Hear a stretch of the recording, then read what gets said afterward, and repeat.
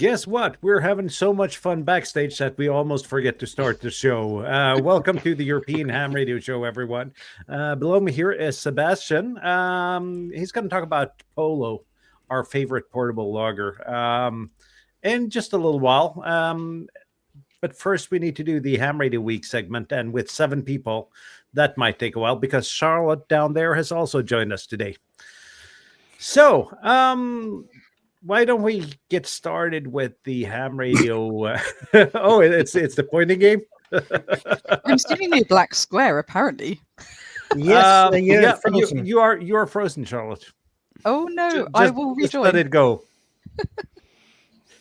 Am I the only one that got that joke? Frozen, let it go. I got it now. I have never seen that movie. I have seen that a gazillion times because I have a daughter that was the right age when that movie came out. Yeah, I have a son that was that age. That's slightly worrisome, but yeah, we've seen it many times. We called terrible things while I was. And look at that. We're not even a minute and a half in, and we're already off topic. Fantastic. The European Ham Radio and Disney Show. Yes. Yep. And you're still as I said, I was doing terrible things while I was on my sick bed. I watched K-pop Demon Hunters just because too much Netflix, you know. Oh, okay. Let's see. And everyone just got moved around now, so we'll start with you, Tobias, or we'll let Charlotte in first and see where everyone happens to be when she's in here. Okay, Charlotte is the winner of the first Ham Radio Week segment. Hey, okay. So I had quite a good week actually this week and got up to a fair amount of radio. So first thing, I ordered some new toys, one of which I'll show you. I was too scared to hold up the radio in case I dropped it, but I got one of these guys, which is absolutely awesome. So it's a Rig Expert Stick Pro. Martin Lynch had them on sale. So I got to try that in the field today, as well as an FT. So you're too fancy for a Nano VNA then. I have one, but I can never read the screen when I'm outside. So, that is a legitimate concern. I never use mine outside either. But yeah, after that, I did a couple of POTA activations. I did take some photos, but I'll try and keep it really quick because there's 7 of us. They're on Discord anyway. I did one at Inverleith Park, which is a park that I added that's my local one, if you like, down the road. That was 78 QSOs. Feel free to share the photos, Charlotte. Oh, sure. Okay, I can share. I have not done this before, so let's see. Which screen is it going to go for? You have a lot of screens, obviously. I've got 3. There we go. Hopefully this one. See. Yay! There we go. So let me whiz through these. Is it going to let? Oh no! Is it going to let me scroll them like it did before we went live? You can use the arrow keys, I think. Let's see. Right, I'm going to whiz back to the beginning because these are out of order. So this is Inverleith Park. So this is where I was operating, and just to the very right, you'd be able to see the castle. But yeah, I had a 20-meter quarter wave ground plane, and this was with the G90, and yeah, 78 QSOs in about an hour. For that activation. Nice. And one offer on nutrition, right? Yes, so some woman came up to me. I don't know why I attract the weird, but and she started talking to me, and she was a little bit like, "Are you allowed to do this?" And I thought, "Oh no, here we go." So I said, "Right, well, I've got a license," and yeah, she then randomly came back to me and was like, "Do you need a nutritionist?" I was like, "What?" Like mid-pilot. Not right now, no. And then I quietly hoped she wouldn't murder me. Lovely. But yeah, so that was a great activation. It was really nice, and it was interesting as well because I did get a few stations in Scotland and a few in England as well. So that was good fun. And then today, I trekked up Carlton Hill. So this is kind of... guess who was the first one to activate there? I'm guessing you. Yeah. Yes. In the middle of a large city, and no one from Edinburgh could actually manage to get that park activated. I can't believe it because I added in Inverleith and I thought, oh, I'll go in like a week, it'll be fine. And someone activated it before me. I was so annoyed. But yeah, so this was my operating position just here, which is really nice. And here we go, new toys, or at least the radio is a new toy. And yeah, it was great. Nice. Nice. Similar setup, and no one offered me their nutrition services or anything, so it was relatively drama free. But yeah, but I had 103 QSOs in just over an hour at that location. Great. That is good. Yeah, that's Yeah. amazing. When It I was was so much there, fun. Colin was explaining to the passerbys what we were doing, and he said, "Well, if we're lucky, we might get someone outside Europe." And then Steve, Victor Echo 1 Sierra Kilo, just boomed in. It was just so perfect timing. Conditions today were really interesting. So there was a lot of QSB, so I would lose the entire pileup for 20 seconds or something, and suddenly you'd get DX stations like coming in as a strong 5.9. It was amazing. See, people have mentioned the YL amplifier thing. I'm not sure about that. On this weekend, yes. But oh, and hey, Omar, yes, it was really nice, lovely QSO. But yeah, I've not noticed that effect other than possibly this weekend. But I don't know, because everyone else was getting loads of QSOs too. So Yep. not sure. Anyway, that was my radio week of fun. Yeah, not bad at all. So, Tobias, how's your ham radio week been? My ham radio week was watching YouTube videos because I'm still a bit under the weather after COVID. You know, I just get my usual chores done or the garden cleaned up, and then I'm so tired and exhausted that I go straight to the couch and no longer into the shack. But here's a video that I can recommend. Somebody is acing it with the cat content. Let's see if I can this- embiggen you. Okay, and now you can't see it because my name is in front. Let me move it. Now you can see it. So that's from Sarana, who did Moon Bounce, playing the meow of her cat and getting it back 2.5 seconds later. So that's a fun video that I can recommend watching. And then since I'm bound on the couch, I went for a old-fashioned point-and-click adventure, which is on sale. It's so great. It's so great. And it's got like all what is it, €5 or €6 at the moment on Steam, and we are not sponsored in anything, but I think at the moment that if you are into these things like the old Lucas Art games like Indiana Jones, Zack McCracken, and so on, that might Monkey be Island. a fun one. Exactly, that might be a fun one to get. And it's kind of obvious though, because it's Ron Gilbert that's the creator of this game as well. Yes. Exactly. Yeah. Well, not a lot of ham radio, but yeah, I hope I'm getting better, and I will get better and get back into it. So, back to you guys, Sebastian. Yeah. What were you up to? What I'm up to? Well, lots of things with Ham 2K. The one thing I want to brag about, but it's related to PoLo because we use it a lot, is a couple of weeks ago it was the New York QSO party, which is one of the contests I go full on every year. And right here, back there, you see the 3 plaques I've won. And this year we did a big effort, me and my friend Jay, November Kilo 2 Yankee. We did a multi station. So there were 2 stations transmitting at the same time, portable. And we did it at 2 locations. Both were POTA parks and also county lines. So we had to look at the maps at specific places that were exactly on a county line and inside a POTA park that was in both counties, because county line operations count for double the QSOs in the New York QSO party. So you do 1 QSO and it counts for 2, which causes a lot of people to hunt you, in the people who are chasing New York QSO party, but also people who are chasing POTA who don't care for the New York QSO party will hunt you. So with this combined effort of we were doing 1 station on CW and 1 on phone and on different bands. Whomever was on, I would be on phone on 20 meters and Jay will be on CW on 40 most of the time, and then every hour or so we'll switch. We did it, the contest goes for 12 hours, and we did about 1,300 QSOs. Whoa. Oh, Oh, and that gets doubled because of a county line. So we did.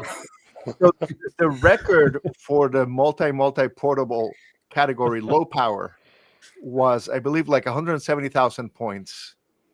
The record, the highest record for any portable or mobile operation was, I think, 245,000 points. And that was high power. We did 392,000 points. It was fun.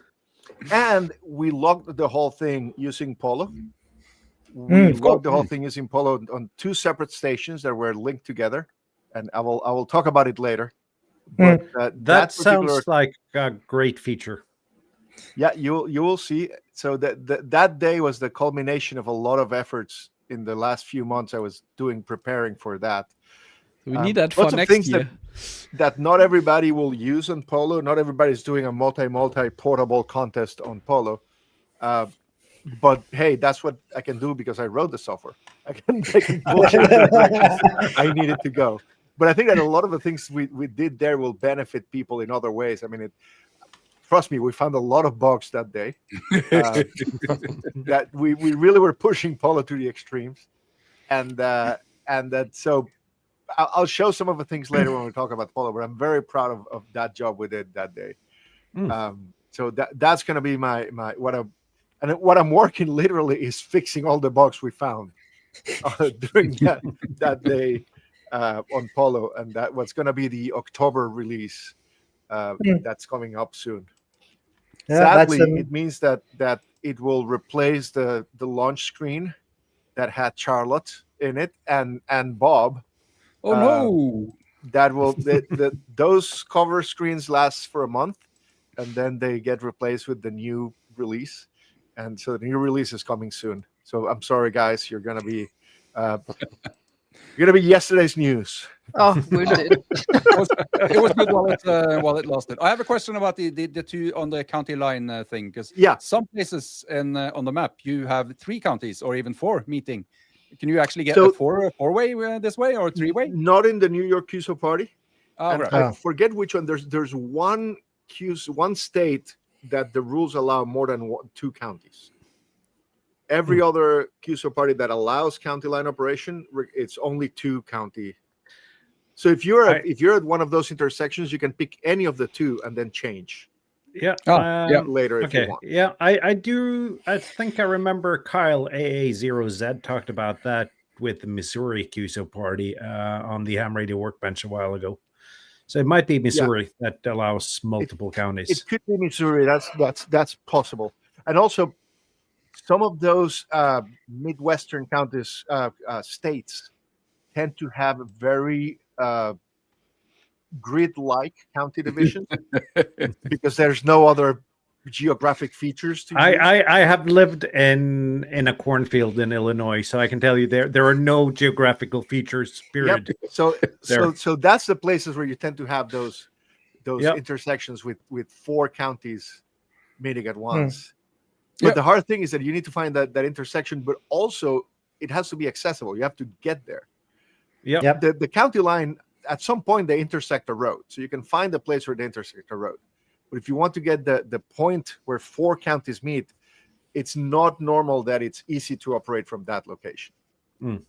True. That's a challenge. So, but because I know satellite ops, they operate on grid squares, I'm guessing, but they also have this thing where they can operate in multiple. You can operate once. You can operate at the intersection of the 4 squares, and that counts for all 4. Yeah. At the same time. Yeah. Very cool. But I'll show some of those PoLo features that came out of this effort later in the show. Yeah, we'll get back to that in just a little while once we're done with the Ham Radio Week. Jürgen, how was your Ham Radio Week? Yesterday we had a beautiful sunshiny afternoon, over 20 degrees here in the eastern part of Austria. So what does Jürgen do on such a sunny, beautiful day? Climbing up a tower. Yeah, we did some more cabling at the club station, and then we had to replace the Jesu rotator because there was a slightly problem with the old one.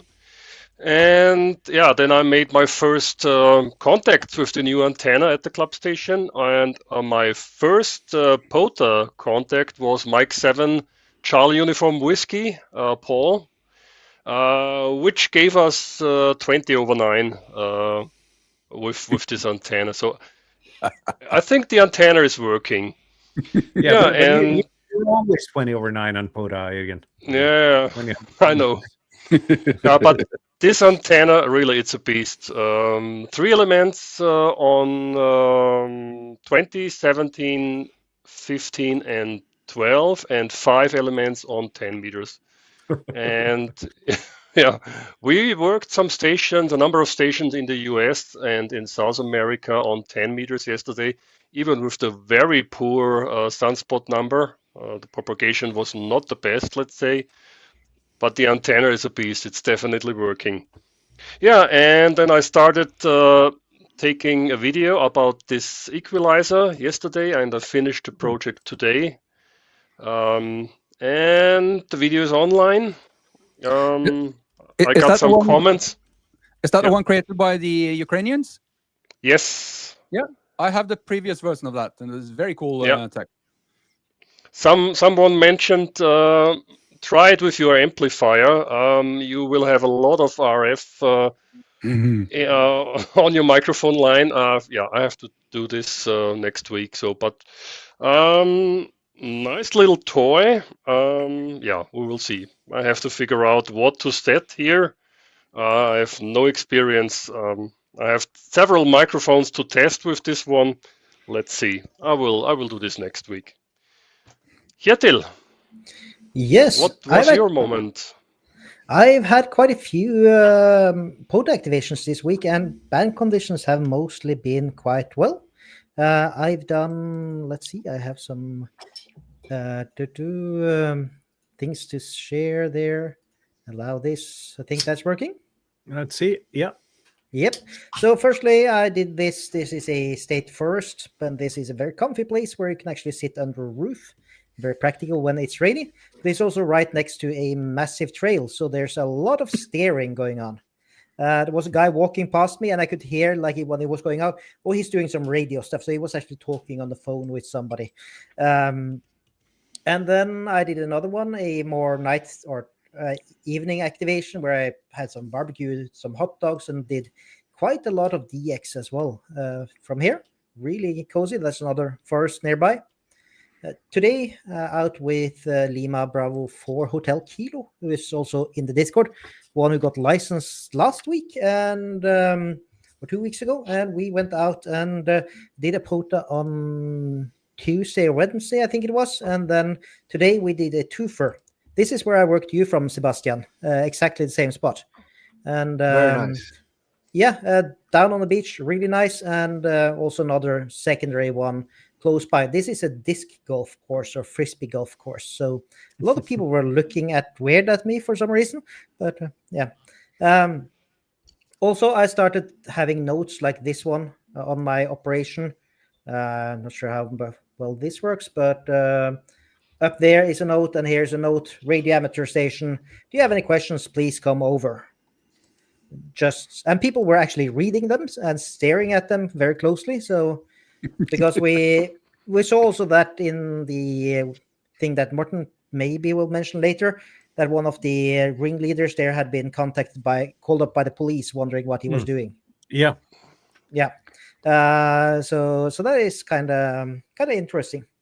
So yeah, that's been my week, and also did a small test at home here with some random dipole that I just hung under the veranda of the landlords one evening just to test. And that worked quite well. I actually managed to work quite a few stations on FT8 on 10 watts with a random wire and just the tuner. So that was fun. So there is actually hope at home as well. Oh, that'd be fun. But then I can't use Ham Alert for an indicator if you're at your cabin or not. No. Well, and, you can set modes in Ham Alert, so it's not a problem. Yeah, but I did. Also did 2 videos this week and published those, so that was interesting. So one from the trip to England and one just activation video. Yeah, both were good. Yeah, thanks. So yeah, that's pretty much it. I think probably something I missed. But what about you, Bob? Did you do anything fun? Yes, I did. Let's see if I can manage to present. What is that called? You think like that? Yes. I'll try to be quick because I want to hear about all the new cool things in PoLo. So, but basically, a few weeks back, Sebastian, no, not Sebastian, but Jürgen tricked me into getting these batteries by saying he bought them. So, yep, I had to get them as well because you claimed that they were delivering the capacity that that was printed on them, and they actually do. That's pretty damn amazing. I've had some bad luck with batteries coming out of AliExpress. These I'll show some graphs later on, but very nice, very cool lithium iron phosphate batteries. And yeah, so I had to test them. I have some equipment for an electronic load for testing batteries. So I tested them at 1C, which is 20 amps. Yeah, there's a picture of the setup there. This is, by the way, exactly how you want to set up lithium batteries if you want to avoid fires. But let's have a look at the graphs. This is at 20 amps, and I emptied 20.14 amp hours out of these batteries at 20 Can you zoom in a bit on this picture, maybe? Yeah, maybe I can. Let's see. Yeah, I can. Ah, much better. Thank you. Yeah, so it looks, well, basically exactly the way it's supposed to. And see if I can flip No, I'm relieved. I'm relieved not tricking you into buying something bad. That would be all right too. I'm not a problem. But of course, these worked so great. I had to buy some more from the same supplier because I actually trust that supplier now. So, but that's very cool. And I did another test just to see how what it would look like on 0.1C, and that's 2 amps. And just as perfect, 20.28 amp hours I drew from these batteries at 0.1C. So looking forward, I have an idea of what I want to do with these batteries, but that's let's see, that's going to have to be another video. I have sort of a dry spell. I haven't created a video in 3 weeks, I think. So yeah, let's call that writer's block or something.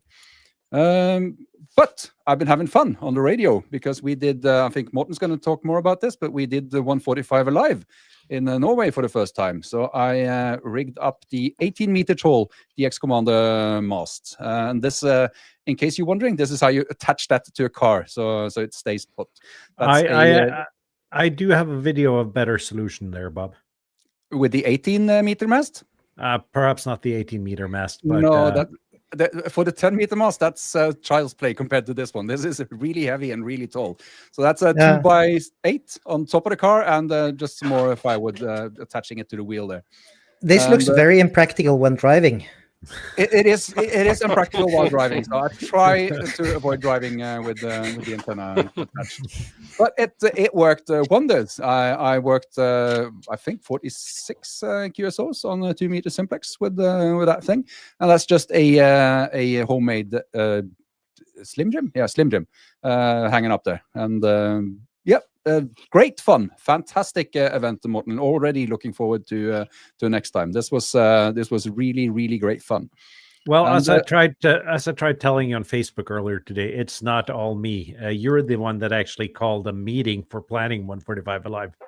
Well, yeah, that's also all I did. So yeah, well, it's much appreciated and it's great fun. And I know everyone that participated also had great fun. So this is going to be a very nice. Can you call it bi-weekly when it's every other month? Bi-monthly when it's every other month? Yeah. Sorry. Yeah, I got an email from the guys over in England earlier today, and they were going to post the schedule for 2026 soon. So then we'll have our schedule as well. And I have no idea how many events there will be. Nope. It was really fun though, and so fun to hear so many people on 2 meters at the same time. That is not that common in Norway. No, having a really good pileup on FM, that's different than sideband, I can tell you. It's so much more different. Yeah. But let's see. I want to hear about PoLo, so I'll just rush through the rest. I did a Parks on the Air activation today, and finally the bands are back in the conditions I'm used to. This is the 7300 in the car, and the my rig on top of the car, the AH730 tuner and the AH2B whip on top of the car. So 2.5 meter antenna. I worked 20 meters and 17 meters, and no, that's not it quite yet. I had, I think, 55 QSOs in a little under an hour. So very nice, very cool that we actually have bands that are cooperating again, even with this really simple rig. And finally, I've had a test going for the last 4 weeks with my battery-powered LoRa iGate. No, sorry, Digipeater. And yeah, I just took this. I'll enlarge that as well. I took this screenshot just before we went on the air, and I've now disconnected the batteries. So that's now been running for 28 days on 3 18650 cells. And I took them out now. I didn't want to run them any further down than that. But I think that's pretty impressive. That's a Digipeater, LoRa Digipeater, running off 3 18650 cells for 28 days. So that's pretty cool, I think. And that is, we're having Fraser on in January, and he's going to talk about his solar-powered Digipeater and his experience with having that in Scotland. Yeah, that's so. Just before you show it off, I have to say we have Fraser on to talk about something solar powered in Scotland. I think that's pretty cool. Yeah, that is. I was thinking that. I was like, I've been building LoRa powered like Meshtastic nodes using. This is a $10 solar light. Yeah. This is. I still have one that's in the complete shape. They sell them for $10. You like cut it off, just take the battery, and this will last about a week without charging. Like if there's no sun for a week, the battery will still last, and it charges, so it lasts forever. The cost, including the LoRa board inside and the antenna, is less than $40 maybe. And this one I built with glued some magnets so I can put it on the top of the car, and. Very nice. Nice. Yeah, I feel you're spending my money already. You have to share a link for that thing. I mean, it's a very rough. I mean, if you look at the construction, this is just badly epoxied magnets. It's not anything fancy, but it's an hour of work and $40 of material, and you get a Meshtastic node that can last for forever. Basically, if you stick that on some sort of high ground in a tree or something, you have a really nice gateway for. Yep. I'm not saying that there's a fire watch tower near here with a metal roof, but this one is for my car. I swear. Very nice. Very nice. I would not put it on that roof because I haven't gotten permission. No. I completely agree with you. I would never do such a thing. Yeah, either. it's almost like trying LoRa press in an airplane, isn't it, Bob? Mm-hmm. I thought we weren't supposed to talk about that. No, we're not. You're right. You just taped it on the outside of the plane when I went in, right? Of course. Yes. Yeah, of course. But absolutely enough about this topic. Morten, how's your radio week been? Let's see. I have a couple of pictures. I've started preparing for this thing, and that actually helps a little bit. So I started Monday with a new soldering iron. And this little thing, the Pine Cell, it's amazing. It's almost as good as my big soldering station, but it doesn't take up any room when you don't use it, which is really nice. And you can power everything from a power bank, this is just pure magic. I made a video on that soldering iron, and apparently soldering irons aren't magic to everyone. You've sort of made a career out of saying there's nothing magical to it, so I don't know. Yeah. And then I've been playing around with designing a balance case. A friend of mine is wanting a portable G5 RV, and I've been experimenting, designing boxes and testing what works and what doesn't work. I'm almost there. I'm 90% there with this box. except that there's no room to actually fasten the screws. So, of course, this has to be as compact as portable. So I need to find a compromise there where you can actually reach the screws with a screwdriver and be able to tighten them. But I'm 90% there, and at least I got a working prototype there.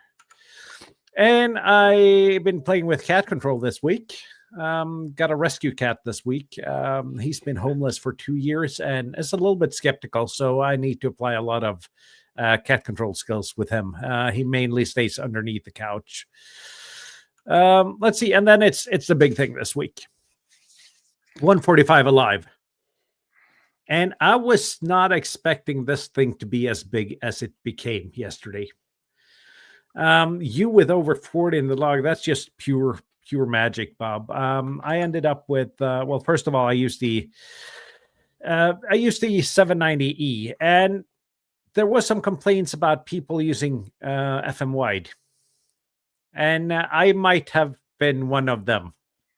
Doing that and causing interference. But the moment I realized that, I was kind of at the point of no return and no chance of swapping out the radio. So I'm probably not going to use this radio the next time, although it's a fantastic weak signal radio. It picked up, the needle wasn't even moving, and I heard stations like they were 5.9. But this is probably not the radio to use for a 2-meter event like that, and especially when we manage to space the stations 12.5 kilohertz apart. So that's one of the lessons learned in this event. We need to space the stations further apart. Besides that, I got 18 in the log, and I've now learned that you can edit the grid squares manual in PoLo. Thank you to everyone that left comments about that.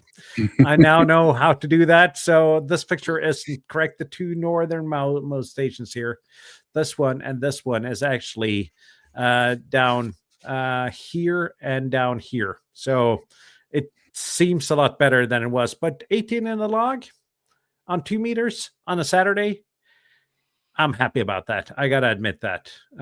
It's just fantastic. Let's see. Did I have any more pictures now, or am I on to... Let's see. No more pictures. So I got a couple of more things here. Actually, 2 more things, because today I started expanding the LoRa APRS network even more. Let's see if I can share that tab here.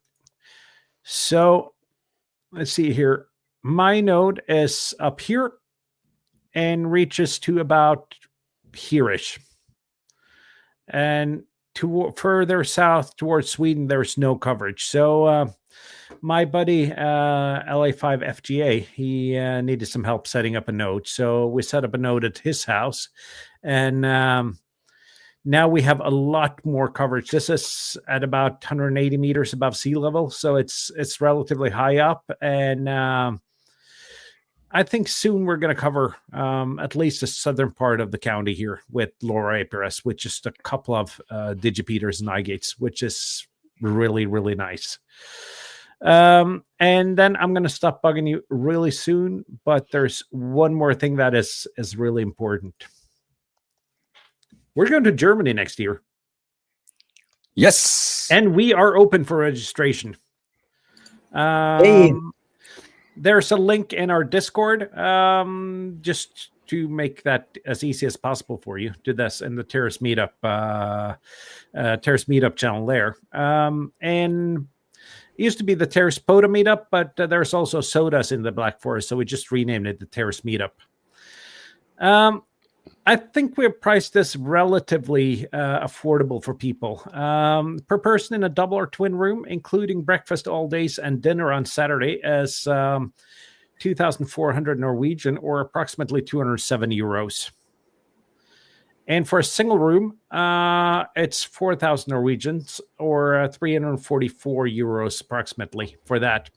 That is including 3 nights at a hotel, 3 breakfasts, and I'm not going to call it a banquet because it's just a regular hotel dinner. It's a conference dinner, but it's either 3 courses or a buffet. That's the chef's choice, depending on how many people will have dinner that day. But still, it's a dinner included. So if anyone watched the 5 Papa 0 Tango Alpha video and want to join something similar next year, and I hope more people do, because I reserved a lot more rooms this year than I did last year. So hopefully we get them all filled up. And should we by any chance fill up all rooms, I'll try to make more reservations. Let me just add a little bit of a selling point here for anyone interested in Summits on the Air. This is where I did the Summits on the Air earlier. Was it earlier this year or late last year? I can't remember. But I was there for 7 days, and I collected 248 Summits on the Air points. That's a quarter of a mountain goat for 6 and some days, 6 days and some hours. So if you're interested in Summits on the Air, perfect place to collect some points. Yeah, there's. And also, if you just want to meet great people, where no one judges you for your job or what your life is, anything about your life except ham radio doesn't really matter in that context. And I see that Steve hasn't registered yet, but he's planning on attending because he had a great time on Bornholm. So I think that's it for me. I just wanted to mention that we've had a soft release of the registration here, and I think it's next week we're going to talk about this. I haven't checked the schedule yet, so next week or the week after we're going to really talk about. I'm not going to announce any wrong topics because we announced the wrong guest at one point. Yeah, that's true. Just before we leave it to Sebastian, in case anyone wonders why people pop in and out whenever they appear, that's because both Morten and I add them to the studio, and we do it at exactly the same time. So basically, I'll add and Morten add, but that button turns into remove. So that's what's going on. Now you know. We are professionals. Yep. And we already have a question to you, Sebastian, from Steve here. You're flying out to the TEHRS meetup, right? I was just discussing a couple of weeks ago my plans for next year with my wife, and the what we have planned right now is actually will not work for the TEHRS meetup, but I'll likely be there. Even my wife might join us for Frederikshavn in June. Oh, and I might go to England for WRTC the following week, which makes it hard to stay a whole month in Europe to make it for the TEHRS meetup. Sadly, yeah, I can definitely see that, and it's quite a distance for you compared to it's quite a distance for a couple of us here as well. Yeah, but I definitely I want to go to Frederikshavn next year. I'm sure there will be a lot of people here, and we will have some TEHRS stickers and so on. Some Ham2K PoLo stickers to give away at the meetup. Oh, we definitely will, and some LBFH stickers, European Ham Radio stickers, and perhaps even a LB5JJ seal of that didn't show up well. The seal of approval sticker. I think we're gonna have some event stickers as well. I'll make sure to make one when the time approaches. So Sebastian, go ahead. So Sebastian, I'm gonna share your screen now, and welcome, and sorry for keeping the ham radio week so long, but we'll give you more time on the end. No problem. That's fine. So yeah, I want to show you. This is actually Jay NK2Y, my partner at the New York QSO party. He made the next front page for PoLo this month for the October release. So I want to show a few of the things we've been working since. I mean, the European Ham Radio Show was, if I remember correctly, the very first YouTube show that invited us to talk about PoLo, and that was a bit over a year ago. So I'm really excited to be back here, showing all the progress we've had over that year, including a few features that have not been shown before. Perhaps I've shown some screenshots to the people in the Discord, but nobody has seen this in the wild. The first thing we've been working on the last few months is the sync service, and that's going to be available as sync settings. You set up an account, you tie it to an email. I'm going to risk doing a live demo of Hey, See, live that's demo. what I risk for doing a live demo. I've been changing things and broke things, but I could probably do it here. I can run this command, and basically this will wipe the phone and resync from the sync server. So this is like if I have a new phone that I connect to my sync account, and if you see in the bottom, it'll show the progress as it's loading all the QSOs from the cloud service. Beautiful. That's and genius. this particular account, let's see, this has almost 4,000 QSOs in the server that are coming down. And right now, in fact, I slow it down because I want to make sure I don't overload the servers when I add more people. This, I haven't finalized the details. There's going to be free sync built in, but it's going to be limited to something like the last 7 days of updates or something like that. So people can use the free sync to connect two phones and sync between them, but it's not in the long term. And it's probably going to be a paid service if you want to get the full sync stored in the cloud servers. It's likely going to be something between $20 and $30 a year, something equivalent in euros, for unlimited QSOs and unlimited devices, or let's say a reasonable number. If somebody comes and uploads 40 million QSOs, I want to be able to say sorry, no. But let's say a reasonable number of QSOs and devices. So yeah, you saw that it got synced. Let me actually do something and bring another phone here to show you how the sync works. Because let's say, yeah, this is a sample operation I have here. And let's say that we work Steve. I'm typing here, you get Steve, I sync him, it gets added. And in a couple of seconds, it should show up on the other phone. Yeah, there it is. Hey. It's syncing between the two devices. And there's a few things. Now that you start syncing, you can do something like, say, let's change this. In fact, let's do something here. Let's start a new operation. And I'm going to operate as the Ham2K Ham Radio Club, the Kilo 2 Ham Radio Club. The Ham2K Radio Club operator, call sign Kilo India 2 Delta. Let's add a PODA park. Wait, here. We'll add a park. Let's say Verneuil State Forest. That should show up on this other phone. In fact, it is here. I'm going to set up here as if I'm a different operator. As if I have Kilo November 2 Yankee, my friend Jay, operating on this other device. So now he comes here and he enters a QSO with let's say he contacts Charlotte. Oh, I don't have QR set up here. So it'll show up here. And in the meantime, I'm contacting Bob on this device. If you can see, it shows up grayed out because it was done by a different operator from the one on this device. Nice. And it's grayed out here in a different way. So you can tell when you're sharing an operation with somebody like that, you can tell who is doing if it's one of your QSOs or someone else's. Can you do that across accounts? So like if I have it and Morten does it, or do we have to both have to be owned by the same person? So not right now.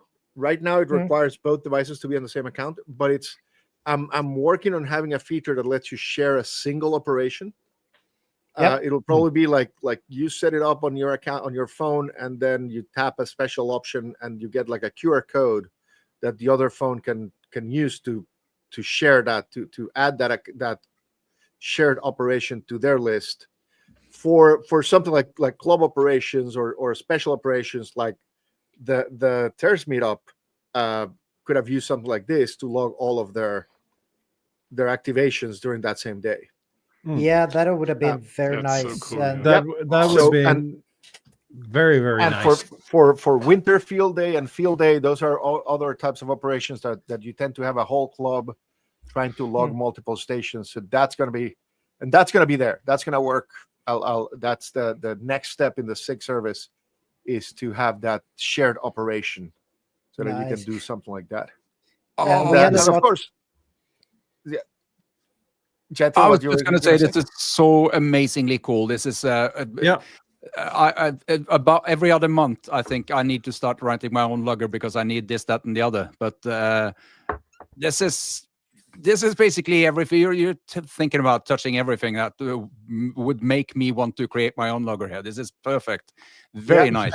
And, it even has a couple of features that you can set up the operation. Like you can identify this as two different stations so that when they spot, they will spot using a modifier so that the two spots are visible at the same time. Yeah, we tried that on Bornholm, and that's the thing we had to do manually. So it was let's say it was messy. So this does it automatically for you. So right now it will spot as the station. So this will be spotted as /M1, kind of like this. It would show up in the spots, and this would be M2.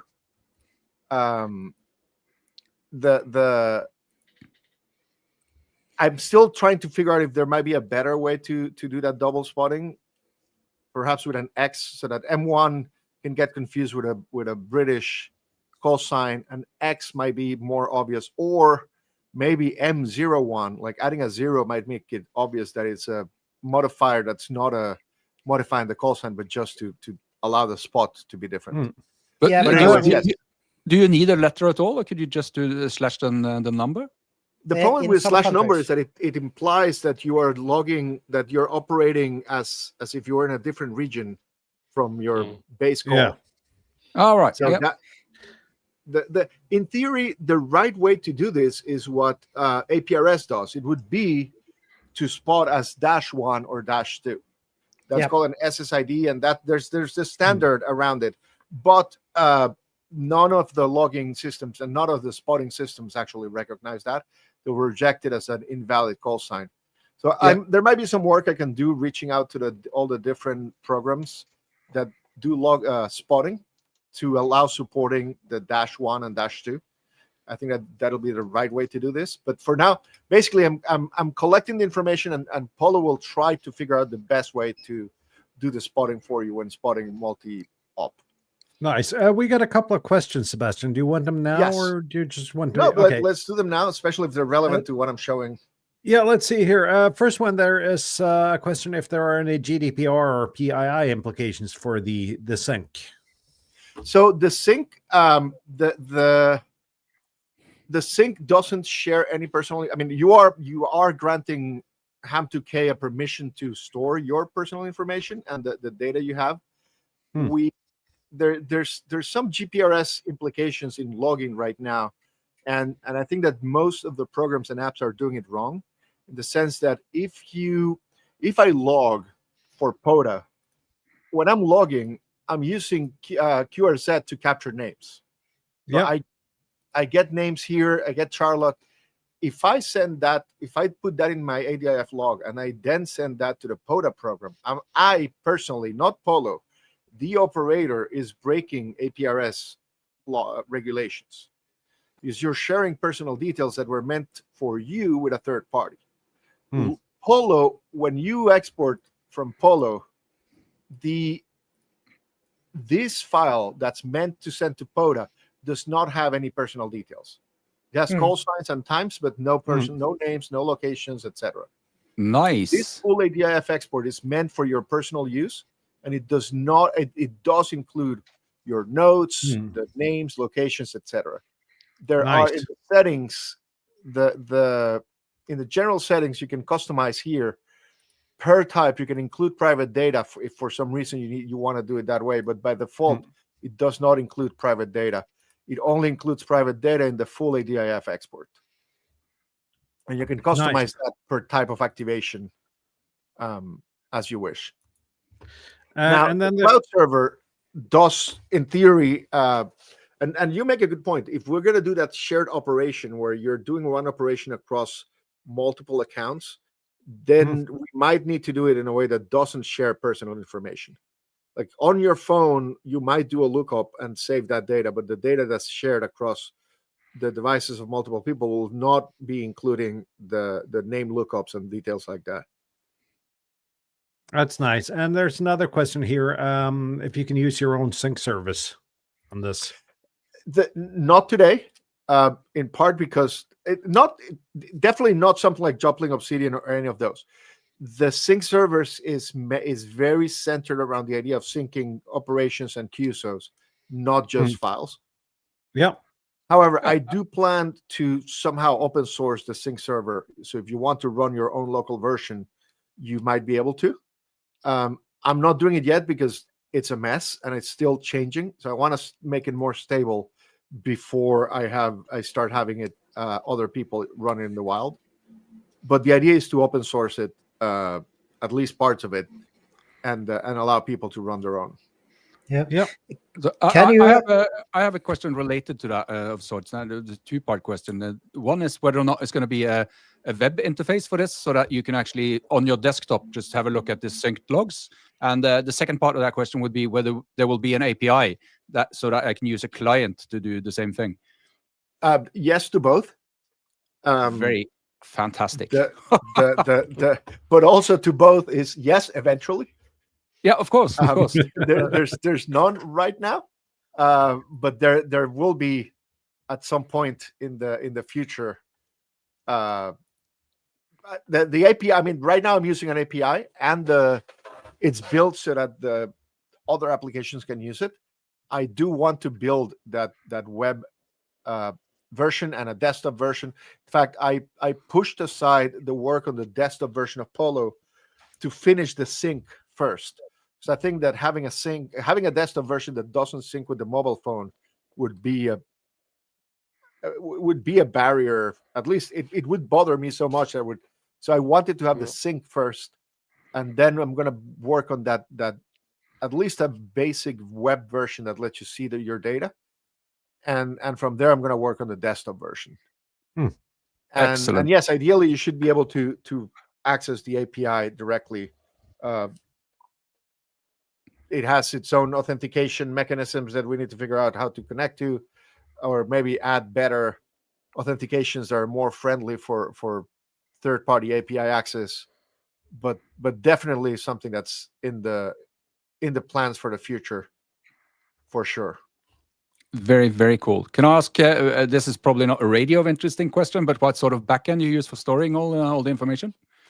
It's a Ruby on Rails server running against a Postgres database.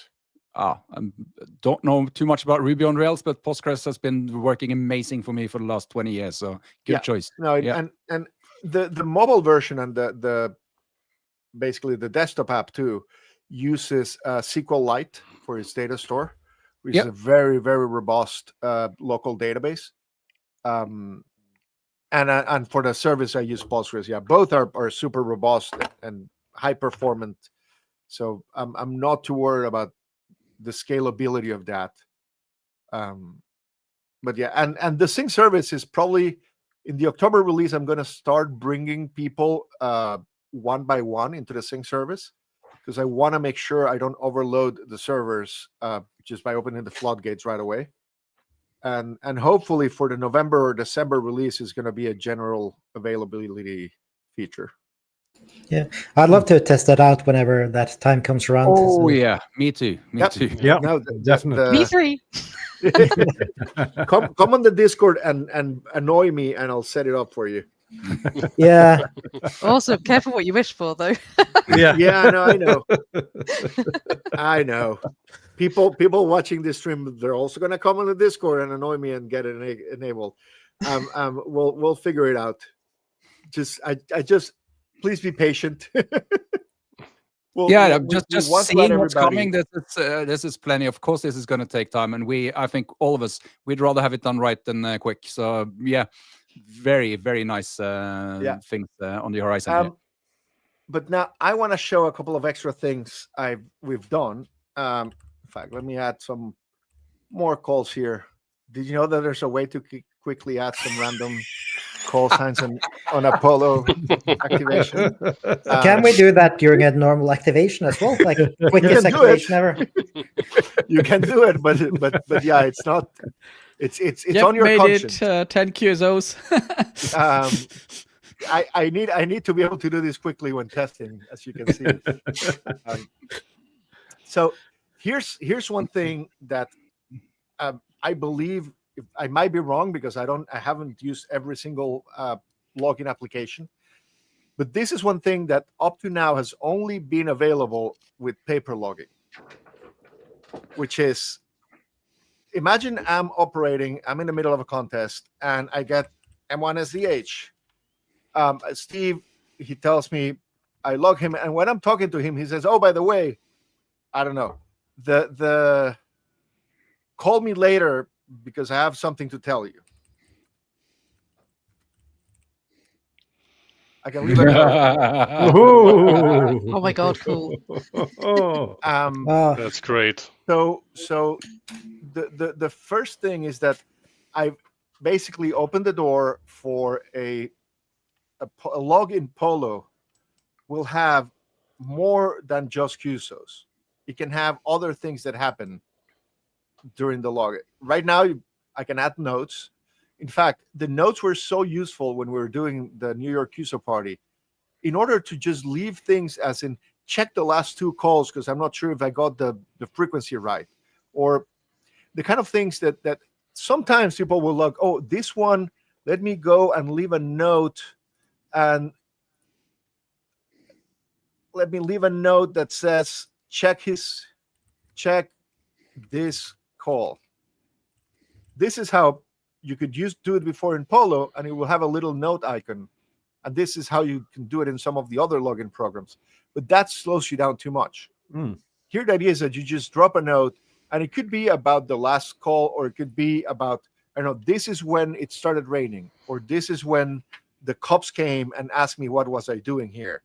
You need to add a record button for the audio recorder next. Yep. Andre says you just found his most wanted feature here. Trust me that I've thought about adding. I mean, this opens the door of adding audio notes, adding photos into the log too. There's nothing stopping that from happening except like getting the connecting all the pieces together. But some of the things I added, for example, is speaking of it started raining, I can ask for the current weather conditions, and I see them here. and if I press enter, they get recorded into the log. Oh, that's brilliant. No way, that's really cool. I gotta say, for those of us who are content creators, that is a fantastic feature. Yeah, and the you can solar also conditions as capture well. the solar conditions. See, now, so this is going to be very nice to have. I'm still getting started with playing with all the things that can be done here. One of the things that the notes were so useful for QSO party. I'm now gonna do. I haven't done it yet, but a different type. I'm gonna make a to-do note that when you go and export the logs, it's gonna tell you that you haven't completed all the to-do notes. So if you leave a note for something you want to review before submitting the log, it's gonna wait for you to mark it as that you completed it before letting you export the logs. That's nice. gonna, You know what? That's gonna be useful on big events and things like that. I'm starting to think I want you to create the rest of the software I use as well, not just the logger, because this is bloody brilliant. This is the way software should be made. This is I'm a really huge fan of using Apple hardware and software, and this is what you're creating. It's the same thing as that I feel when I start using an Apple product. It works with you instead of against you in every possible way, and this is just brilliant. You're putting a smile in my face, Bob. You're putting a smile on mine for sure. This is excellent features. I'm gonna show you another thing that's been in my head for months, if not years, that I wanted to work towards and get PoLo to be able to do that. And that is, I mean, I started with creating this idea of an operation, logging an operation, and the operation has the activities, the references, the parks, and the summits and the things you're doing. And then when you do that, PoLo will give you the exports relevant to that operation. It's like an operation is something that's bigger than just a log or a template or something like that. And PoLo was one of the first ones. And there were others that were doing it, but the first one that did it so completely that you can have not just parks on the air, but you can do summits on the air at the same time as you do parks, and you can do as many activities as you've configured the app to support in one operation.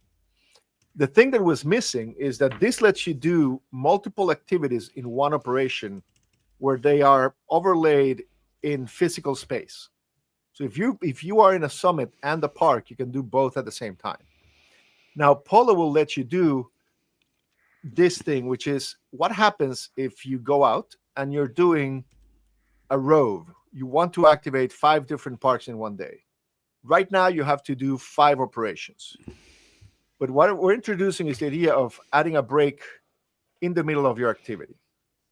So when I add a break, you see here, this is the settings, the same settings I have up here. If I scroll up, they start at the top. I can now go and change. I'm going to remove the summit. And I'm going to change my park. It's no longer Verneuil-Kiel. Now I'm at Minnewaska State Park. Come on. That's cool.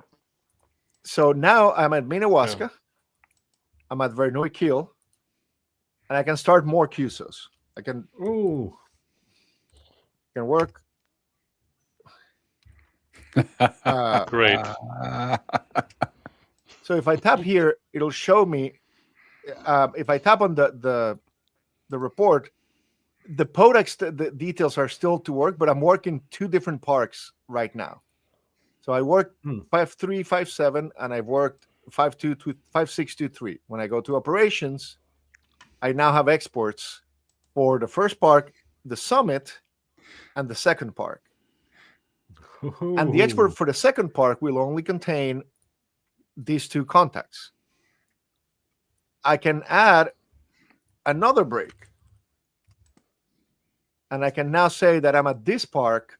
I'm at Minnewaska, but I'm also, let's say that I'm at the part of a park where it's a twofer. So now I have another segment, basically, that has different references. And now I work someone else. Let's say I work Tobias now. If I export, then this segment will have this, I don't know how many QSOs for Park 5357. This segment will have these 2 QSOs for 5623, and this segment adds 1 more to both of them. So whatever I export here will contain the QSOs that were relevant for that park. You can start your day doing an activity. You can do a rove that has 5 parks, and then go back to the first park and now operate the first park at a different location that's soda. And PoLo will figure out all the QSOs you did that day or that operation, or that could be multiple days if you want. And that is simply just brilliant, Sebastian. It'll give you all the logs you need for each of the programs that were involved. Amazing. I ran this for the New York QSO party because we did, and if I do this with a contest activity, the contest activity can go across all of the QSOs you have here. So the I don't need to change the contest activity, and the scoring for the contest activity would count all of the QSOs that you have in the section. I don't have here the QSOs, but I did it because for let me enable QSO parties. For the New York QSO party,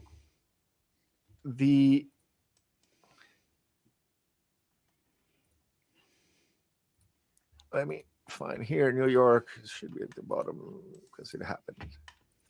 I can say that I have 2 counties, like Soldell.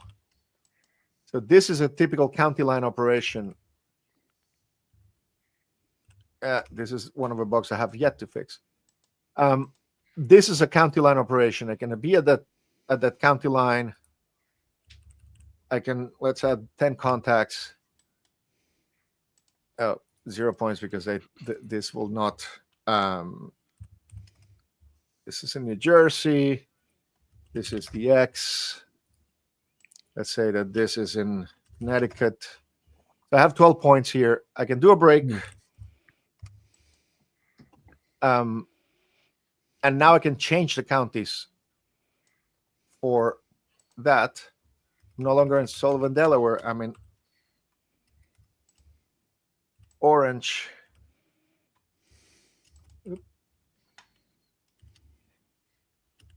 This is one of the bugs I have yet to fix. I'm in Orange, Duchess. Orange Duchess is not a valid combination. But so now this is Orange Duchess. So if I work K1TUX, it will not show me as a duplicate. It'll count it as a different, because if you switch counties, it switches. You can work everybody again. Nice. So that's what I built it. But at the same time, the total of points is still counting all of the points without the dupes and all of the states combined. So if I add someone here, UBL, location DX, the points went up 20, etc., etc. Even if I had already worked him in this segment of the operation. So the PoLo knows how to properly score the entire operation, but also has the breaks to change the data for the operation in each break.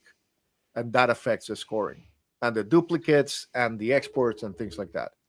So I have this, and if I go here, my export will have a single export for New York QSO party. It doesn't give me a separate export for each segment. It's just one for the entire operation. I got a question though, Sebastian. How many contests does PoLo support?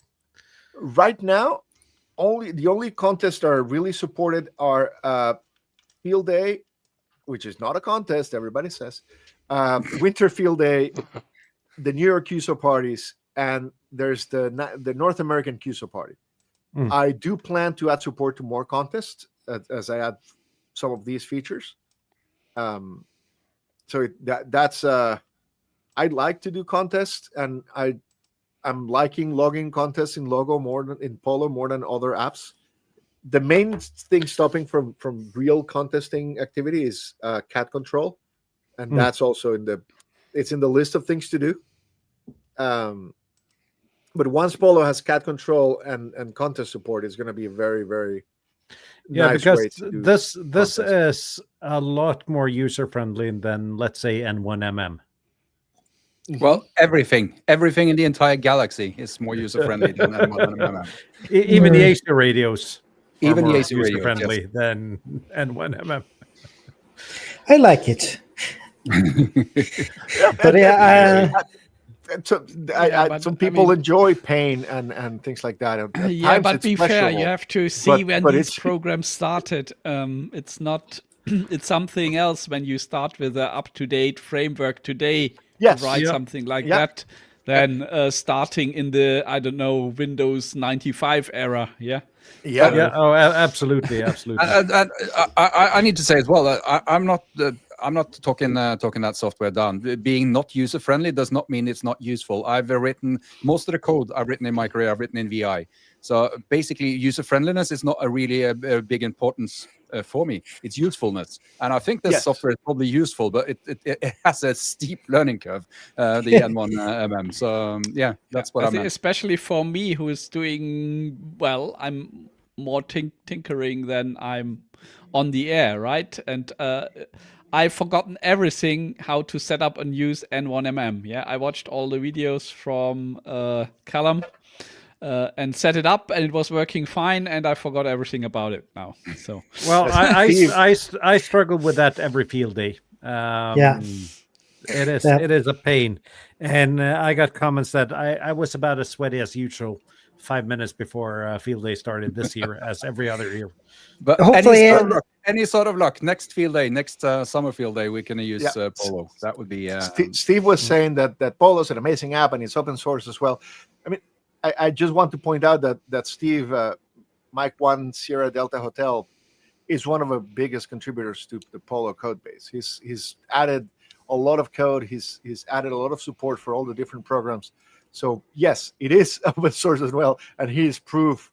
He's the person that's been taking the most advantage of that to help us push forward. So I really appreciate the work you've done, Steve. There was a question earlier about adding beaches on the air in properly, and maybe then Steve is one of the persons that will be able to answer that. And beaches on the air, people have asked for it a few times. I haven't done anything lately. Last time I tried, their server was not responding. I don't know what has happened with beaches in the air. I haven't followed up recently. It's a very peculiar program because the activator doesn't have to submit the logs. It's the hunters that need to submit a code that the activators give them. And the activator has to get that code from the website when they start the operation. Yeah. So I would love to add support for it, but it's every time somebody asks, I go look and there's some barrier, some obstacle, some friction that makes me push it aside. So, but if anybody wants to contribute, like for example Steve does, how could they reach out? Is the Discord a good place? Discord is the best place. You just come by, and there's people here in the chat, like Main Girl, that have contributed without needing to know code. There's people who helped a lot add the data for all of the QSO parties, like including things like we had to enter all the county lists for each QSO party. And that ends up being about 3,000 counties in the whole U.S. Wow. That I don't know if we have all 3,000 in the. I don't think there's an Alaska QSO party. And Alaska has a lot of counties, but they added a lot of code, and people have contributed with the manual too extensively. So you don't only code is not the only way to contribute, but if you can code, especially if you know things like JavaScript and React Native, or if you want to learn, because it's not impossible, it's not too hard to learn if you know how to code in other languages. Come by the Discord and we'll help you get set up and get started. I was all the way in until you said you know how to code in other languages. You know another language, don't you? I did a lot on assembly on the Commodore 64. It's been a while. Let's put it that way. Yeah. So the once we get the sync ready, I really want to focus on getting the desktop version. In part because like I don't know if it was Morten or Bob that asked if we would have like a web client to access your contacts. As soon as we have sync, people will want to use it for more than one device, and it makes I will want to use it for more than one device, and not all the devices I use are phones. So yes, I want to have that web client working, and as soon as I can use that web client to look at the QSOs, I want to be able to log using that web client too, if it happens to be the thing I have in front of me. So we'll probably be adding those features to the web client very quickly. And from the web client, we're going to build that desktop client that can have more better performance and a local database, and potentially cat control will be a lot easier from a desktop client than it is on the web or the phones. And we'll see how things develop from there. But we definitely want to have the strong sync, the desktop clients, the web client, and cat control all working in one way or another. As soon as, I just need more time. I need more free time to work on this. That's the main barrier right now. But it's got to be said though, you've done an amazing job, Sebastian. Thank you. When Kjetil mentioned that there was a new portable logger, I just thought, oh, it's going to be one of those loggers that is probably not going to be any good. And then I tried PoLo, and I just thought, wow! And you've added a lot more functionality since then. Yeah, me too. I mean, the selfish. I really enjoy when people tell me that they enjoy PoLo and that it's. But I wrote PoLo for me. I wrote PoLo because I wanted to have a nice logger that did all the things I wanted it to do. I think that one thing that makes PoLo better is that I go and use it. And when I go and use it and I find something that annoys me, I come back home and I fix it. So I use it in ways that tend to push the boundaries of what it can do, like what I did for New York User Party. So a lot of the development in PoLo has come from me being annoyed at other apps or annoyed at my own app and trying to make it better, and having the ability to have that feedback loop going. Like I like to take, before doing releases, I like to take PoLo to the local park and do 10, 15 QSOs just to test the version before it's ready. And I always find things. Oh, like today I spent, and the demo was half broken because I broke things. I was annoyed at small pixels that change when you add a call and remove a call and jump things. And I rewrote how the layout of this whole section works just so that it could be a little bit more stable. It's just not finished yet, so it's not a bit more stable. It's quite the opposite. But it's like I like to build the app for myself, so when I use it, I'm happy. So it's great to see that also works on other people. That when they use it, they're happy, and that is super rewarding. But I started PoLo in a very, very selfish point of view. If I wanted to have an app that make me happy, and that's it. Well, I've heard other. We talked to Stuart, who's behind Station Master, and he said the exact same thing. When he became a ham, he couldn't find a logger that did the stuff he wanted to, so he wrote Station Master. Yeah, a lot of the time that's how apps get started. It's like scratching an itch that others are not doing a good job at scratching. And exactly. It's just, and I mean, ham radio is very, very niche content. So there are not as many million apps out there as in any other community. So sooner or later you hit that point where you think, damn, I have to do it myself. Yeah. But anything else you want to show off before we round off, Sebastian? I'm trying to think. I think that's about it. That's all the new stuff coming. The sync is very, I mean, it when it works, you don't notice it working. It's just magic, hopefully. And yes, the like we said before, I want this to be the best solution, not just to log portable operations, but to log anything that's anything that's complicated, like a rove or a field day operation with multiple people working.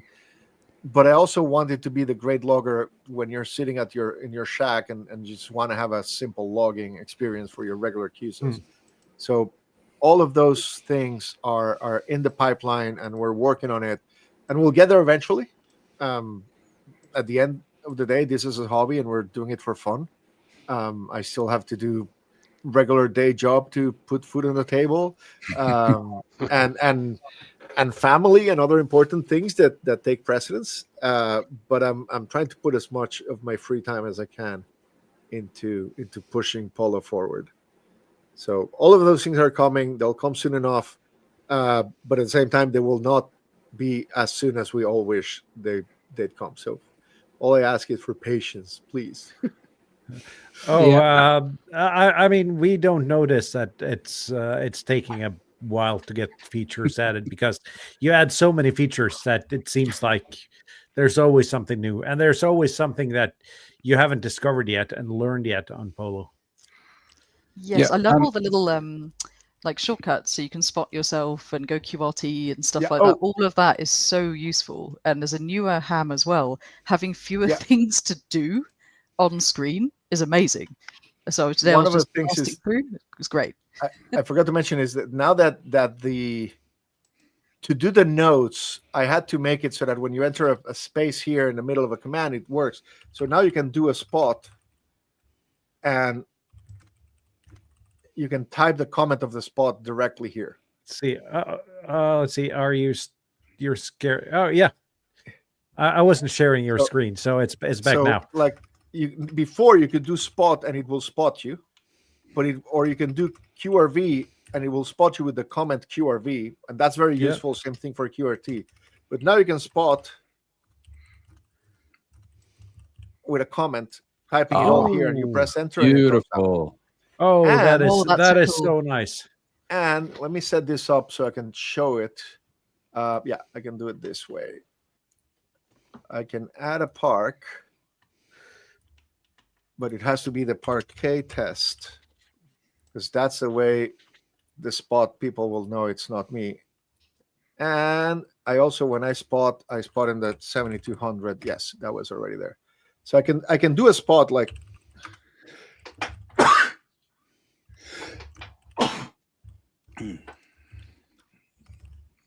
and that should be on the POTA website now. But also, if I go on the self-spotting, I can press this and it will respot me every 10 minutes. Ooh. Oh, that's cool. Oh. Okay, that might be annoying after a while. But No, it's been.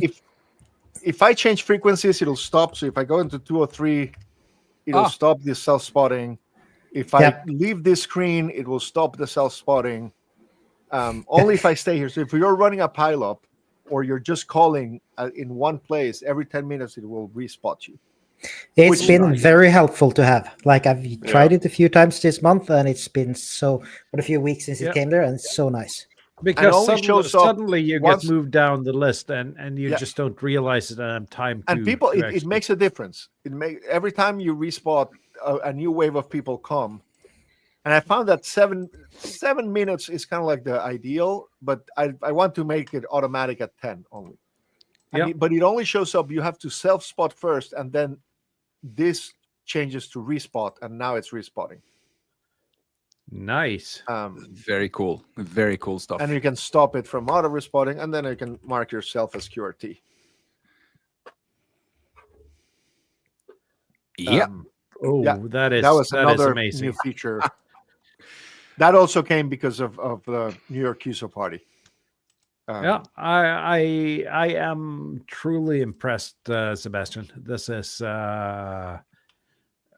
it's the best ham radio app. I got to be honest, though. Thank you. It's a class of its own. Yeah, it is. I'm lost for words here, and that doesn't happen very often. So that's most excellent thing. Also, the notes thing. I was going to say that because we just did the 145 live. Whenever I do net control, I need to do a paper log because I do all sorts of notes on the people checking in, and that feature. That's going to make it probably possible to run net control directly. I want to do a way of doing net control logs in PoLo. Yep, just that note, that feature where you can put notes. That helps a lot. At least for the way I run net. So very cool feature. And the notes actually get included in the ADIF export. At the top of the file is a list of all the notes with a timestamp. In case you need to reference them. Yeah, very cool. Nice. We're getting close to the 90-minute mark here. We're just a couple of things to show. This is almost like having a member of Ham Radio Workbench on. But I've also seen, but Vince was doing very well, so he was behaving really well. Yeah, he's Canadian though. So. Yeah, he's Canadian, so he'll probably be sorry if he went over the time limit. Yep. Yeah. No, we're just making.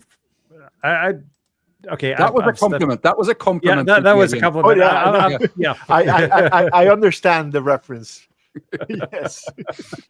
Oh, let's see here. I can see that we haven't lost any viewers though by running this log, so that's good.